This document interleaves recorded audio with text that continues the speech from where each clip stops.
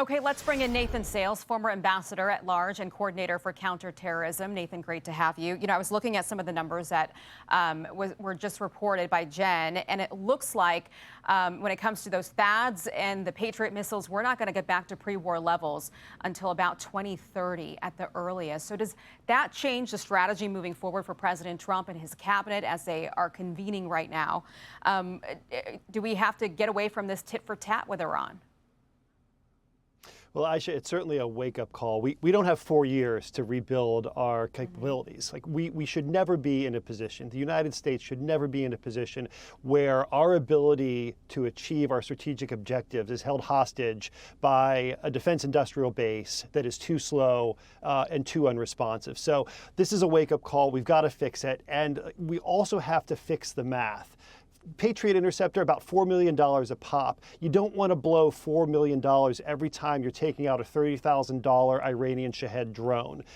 You have to get those numbers to work. And this is actually something that American innovators and the tech sector are incredibly good at. We need to break the mold, bring the American capacity for innovation to the front lines, and that's how you fix this problem. But unfortunately, Russia is looking at us and China is looking at us. They're taking our measure, and what they're seeing is the Americans can't rearm fast enough. We've got to be able to rearm fast enough to maintain deterrence against those adversaries. But what do we do right now? Because the Wall Street Journal had this report out that the CENTCOM commander had developed this option for the president to go into a very intensive 10 to 14-day air campaign to cripple the defense, the missile capabilities for the IRGC. They're all together right now at Camp David, I believe. Do you think that is the best option for the president?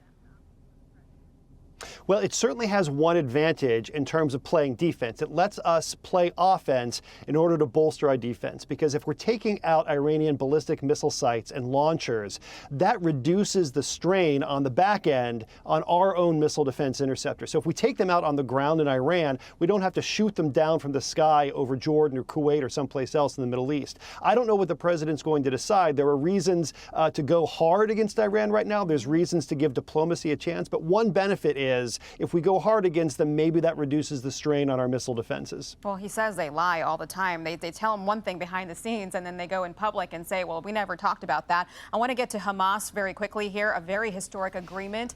Here's the president during his cabinet meeting today.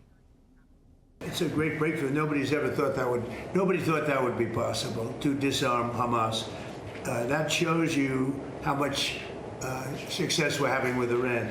Because if you go 4 months ago, 5 months ago, a deal like that would have been impossible. So it's a big step for the Middle East, and people are really impressed by it, and they're surprised.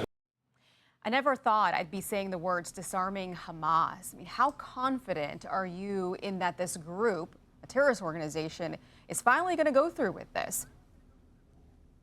Well, first of all, credit to the administration for keeping their eye on the ball amid a number of other geopolitical crises and developments to get this to a better place than it had been in recent months. Now, let's be clear. We're talking about Hamas. Signing a piece of paper is easy, but what really matters is implementation.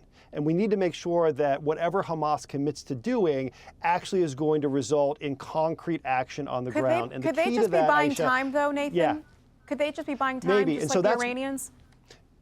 Maybe. And it's a play they've done before, and that's why the sequencing is so key.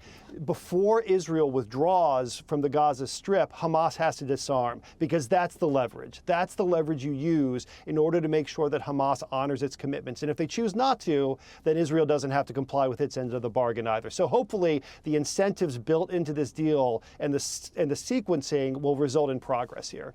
Okay, Nathan Sales, we very much appreciate you. Have a great weekend. Be sure to like and subscribe for all the Fox News latest on YouTube and catch full shows streaming now on Fox One.